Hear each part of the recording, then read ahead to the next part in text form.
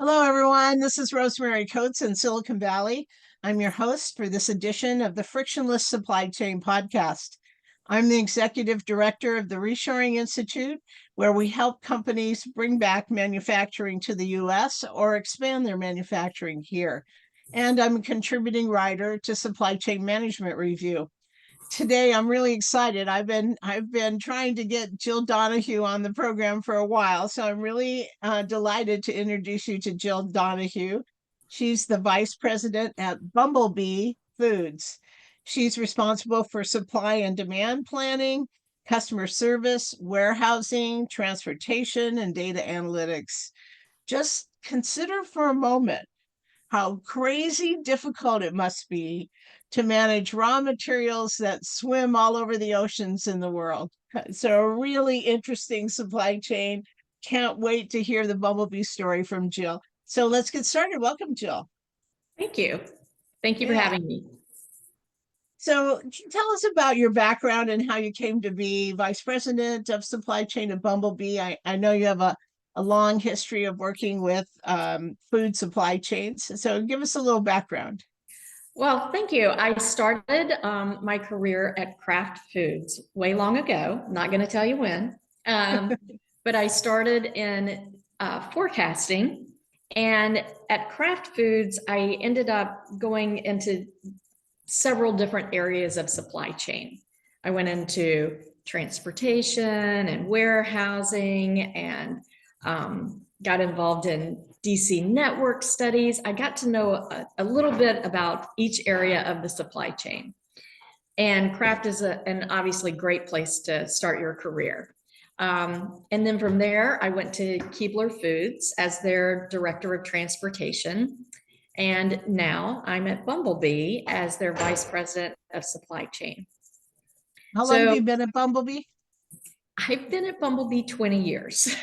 Okay, long Yeah, time. yeah, yeah. All So right. most of my career, I've been in the CPG industry, which I love. I love being able to touch and feel the products that we supply to our customers.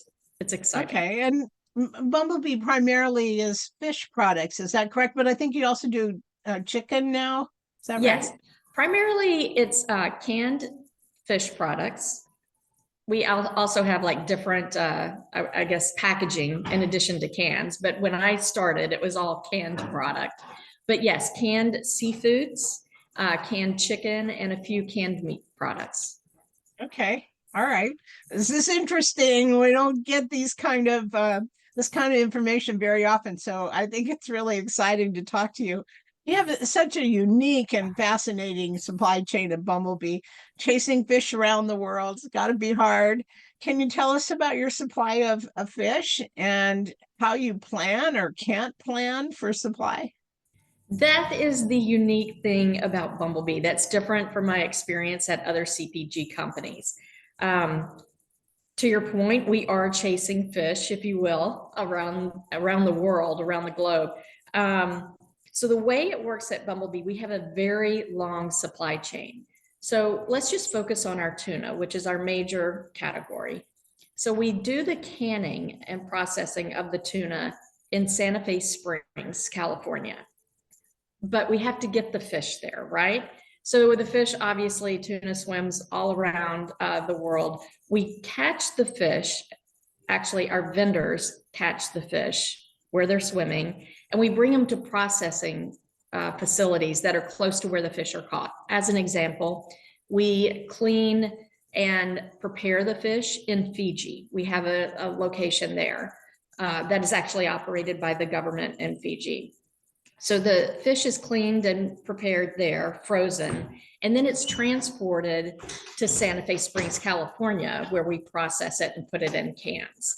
But with the supply chain, what I tried to say earlier, the lead time, I may be able to say change our manufacturing schedule at Santa Fe Springs, for the next 2 weeks. But I have to plan for that fish to be caught and transported and cleaned at Fiji, right? And then transported to Santa Fe Springs, I would say 120 days ahead of that. So there is a Wow. lot of advanced planning that we have to do. Yeah, it must be really a difficult job to coordinate the fishermen. And I mean, if they're chasing fish around, they have to get them to Fiji, right? Right. So are they primarily in the Pacific Ocean? No, they swim all around the world. So Fiji is just one example of where we clean the fish. But we're fortunate that we are owned by FCF, which is the world's largest buyer of albacore tuna. So FCF is actually buying the fish and sending it to the facilities around the world to be cleaned and processed. And then we basically take ownership at the cleaning facilities and bringing it into the United States for canning. So is the planning part fairly stable? I mean, I can't imagine how you figure out where those fish are going to be, or at what time they're going to be there, or it must be really difficult planning to plan. You know, the difficulty in planning is figuring out what our consumers are going to do. So I'll give you an example. COVID. Oh my goodness, people bought toilet paper and canned tuna like you wouldn't believe. We could Wow. not keep up with it, right? So we're fortunate though that we do have relationships around the world that when things like that happen, in addition to producing at our Santa Fe Springs facility, we're able to procure finished goods from other places in the world. So the fish source and supply is fairly stable. Just to go into a little bit of detail, we are very focused on sustainability and ensuring that we're only fishing or buying from people who fish where there's plenty of fish, right? And we monitor, along with several other companies, the health of the fish in the ocean, meaning, is there enough supply of fish in that region? And if it's rated yellow or red, that there's not enough, we don't fish in that area. And again, it's not bumblebee fishing, it's our vendors. But we Right. have an agreement that we will not buy from people who fish in areas of the world that So aren't. Go so the ahead. fishermen are required to report that, or how do you Yes. know where the fish Yes. are? Okay. Yeah. Okay. Yeah. Wow. Okay. Yeah, but it is interesting. And it's actually, I will tell you, I'm not the expert in that area. So there's different people in the company that are primarily responsible for that. So I don't want to get into too much detail because I may misspeak. Oh, okay. No, no, no problem. But I can imagine planning for it and trying to figure out if you're going to get the goods from Fiji or somewhere else must be a daunting task. It I guess. is. Yeah, and how about transportation? So if you have these places around the world and the supply is somewhat unpredictable, you must have a lot of flexibility in your transportation planning as well to be able to pick up the fish from different locations. Actually, Rosemary, because if you think back to, we are only buying from vendors that are fishing in areas of the world that have healthy stocks of fish. We're not as concerned about the supply of fish, Okay. right? So, and we know that we have a limited number of locations that we use for cleaning the fish. So we have pretty reliable lanes and volumes to contract with our ocean carriers. So it's not as much of an issue. Knock on wood, please knock on wood over there. Have not had that issue of not having enough fish Okay. and And so then impacting our on transportation. the consumer side, is demand predictable or is it seasonal? Do you see differences like that in a normal situation? Yes, in a normal situation, our volume has traditionally peaked in the first quarter because of Lent. A lot of people are giving up Oh, meat and they're consuming seafood. And we have a very nutritious, affordable product that people can eat in the cans and pouch seafood as well. We have canned seafood, we have seafood in pouches, and we have seafood kits with crackers. But we do see a spike in the first quarter because of that. But when you think about transportation, that is the best time for us to have a spike, because most transportation providers have excess capacity in Sure. January, February, and March. So that works from a transportation perspective to our advantage. Ah, yes, I can imagine. So their transportation peak would be in the late summer and early fall in preparation for Christmas. Mm-hmm. So, okay. So do you transport mostly by sea, by Well, we ocean carrier? transport some by sea, but a lot within the United States. I would say 50% of our volume goes intermodal. Okay. And then the rest is truckload and LTL. Okay. All right. But the incoming supply is all ocean freight, I would imagine, right? Yes, when you're talking about the fish and some of the Yeah. finished goods that we buy, yes, ocean freight. But it's Yeah. pretty consistent. Again, the thing that is attractive about our business is we offset your typical retailer peak season. So what's nice in our negotiations is that we're able to tell our partner carriers, when times are slow in the first quarter, you're going to have consistent volume for us. And that volume that you're going to see in the third and fourth quarter is consistent. We're not suddenly peaking for the holiday season. Oh, gotcha. Okay. So you mentioned earlier the pandemic, you had a huge spike in demand. I so the pandemic period was crazy for so many companies. Some of them, couldn't find parts, they couldn't get raw materials. Others saw a complete drop in demand, and others saw a spike in demand.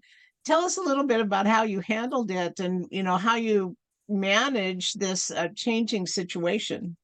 You know what was so cool about the pandemic in my mind, as far as our business, was the way our whole company came together and brainstormed and how can we work together. When I say the whole company, our sales and supply chain got together. We were meeting weekly, strategizing, and we did what several companies, I believe, did in the CPG space. We decided at that time, in order to meet the consumer's needs, we really need to focus on a core number of products. We can't, we offer a lot of varieties of canned seafood, and especially out of our Santa Fe Springs plant. And so what we did is we took a strategy that we were going to go from, I hate to say it, almost 100 SKUs out of that plant to what we called the Magnificent Seven. So we focused on 7 SKUs so that we could optimize the production capacity at the plant and get more food to the consumers. That was our focus, is how do we produce more? People are staying home. They can't go out. They need to eat. This is a great source of protein and it's affordable. So that's one of the things we did. The other thing is we were able to tap on some of we have partnerships around the world that can also help us in times like that, where we were able to buy additional supply. So that's an example of some of the things that we did. But the great thing was being able to have these weekly meetings with our sales team members and really strategize on how we're going to go to market to help the consumer. Yeah, that's a very common theme that, so many of the companies that we've talked to had to take extraordinary action to collaborate, even within their own company, to change the strategy and the direction, and to make, creative changes in their supply chains just because of the extraordinary situation. But I would imagine that you have lots of these kind of events also, such as climate change and, El Nino and typhoons and all kinds of things that may affect your supply. How do you handle that? That's interesting. Interesting question. Yes, weather does impact us, and even domestically here in the United States. You may not think about this, but we're impacted when there's hurricanes. When there's hurricanes in the Southeast, people go to the store and buy water and canned goods. So whenever that kind of thing happens, we do have a big surge in demand for canned tuna and canned seafood and canned protein products. And we're very fortunate to have very good relationships with our third-party warehouses.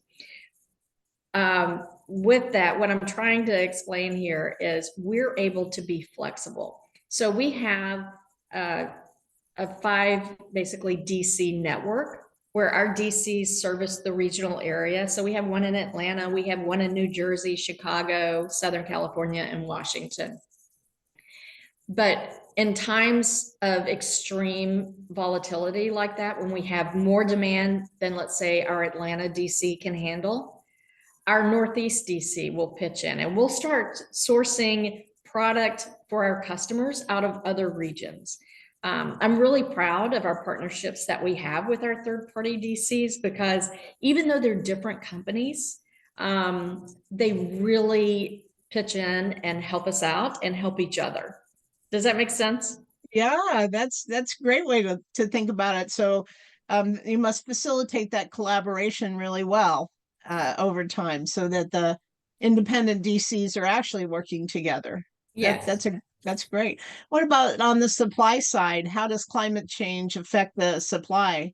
The changing water temperatures, there must be changes in the behavior of the fish also. Yes, and again, you're kind of dabbling into an area that's not my Okay. expertise, but I have not seen that impact as much, but yeah, it does happen, Yeah. but not enough to impact the business that we just supply to the Okay. consumers. So you're Just planning something for that we manage supply. internally. Yeah, so you're managing for supply far enough in advance that you can handle those kind of incremental changes, I would imagine. Yes. Yeah. Okay. So we're coming to the end here, Jill. Can you, for the benefit of the women in supply chain management that are listening today, so this podcast is highlights women leaders in supply chain management. So for the benefit of those up and coming women in supply chain management, what advice do you have for their career paths? Well, especially for those younger women that are coming into the field, I would encourage you to really take the time early in your career to learn about all of the supply chain. So let's say you start out in your career in transportation, find opportunities to be on cross-functional teams, find opportunities to take lateral moves into other areas of the supply chain.